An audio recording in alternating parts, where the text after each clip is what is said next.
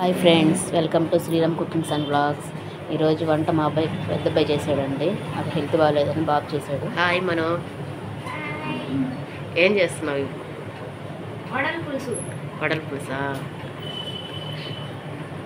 Onions, టమోటాలు, మసాలా వాళ్ళు, చింతపండు పులుసు, ఉప్పు, కారం, పసుపు, నూనె.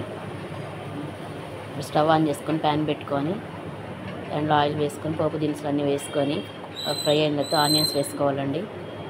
అవి కొంచెం ఫ్రై అయిన తర్వాత టమోటాలు, మధ్య మధ్యలో మా చిన్న చిన్న వీడియోలు సరదాగా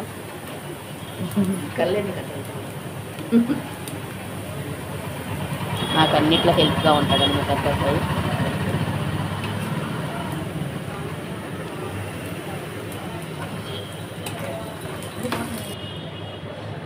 టమాటాలు ఆనియన్స్ ఫ్రై అయిన తర్వాత టమాటాలు వేసుకోవాలి. టమాటాలు కొంచెం ఫ్రై అయిన తర్వాత కొంచెం సాల్ట్, రుచికి తగినంత ఉప్పు, పసుపు వేసుకొని ఒకసారి ఫ్రై చేసుకోవాలి. తనని పూర్తిగా వీడియో తీయడం తనకు ఇష్టం లేదు, తనకు తెలియకుండా అప్పుడప్పుడు తీస్తున్నాను. కొంచెం ఫ్రై అయిన తర్వాత కారం కూడా వేసుకొని కొంచెం కరివేపాకు కూడా వేసుకొని ఒకసారి ఫ్రై చేసుకొని చింతపండు పులుసు కలిపి పెట్టుకున్నాం కదా, అది కూడా యాడ్ చేసుకోవాలి. కొంచెం వాటర్ కూడా యాడ్ చేసుకోవాలండి.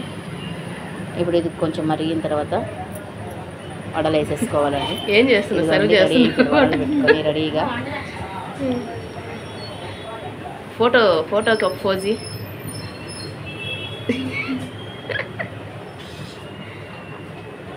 ఎన్ని వడలు ఉన్నాయి అవే?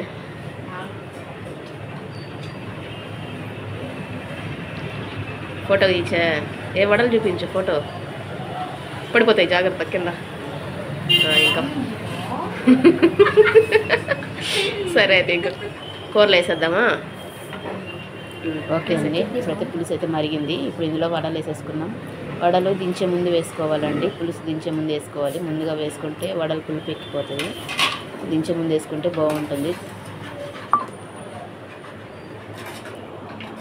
అంతే అండి. కలిపేసుకొని ఒక 1 minute 2 minutes అట్లా ఉడకనిచ్చి తర్వాత ఆపేసుకోవాలి. అంతే అండి. ఈరోజు మా పెద్ద అబ్బాయి మా కోసం చేసిన వడల పులుసు ఎలా ఉందో కామెంట్ చేయండి. వీడియో నచ్చితే లైక్ చేయండి. ఆ ఛానల్ సబ్స్క్రైబ్ చేసుకోండి.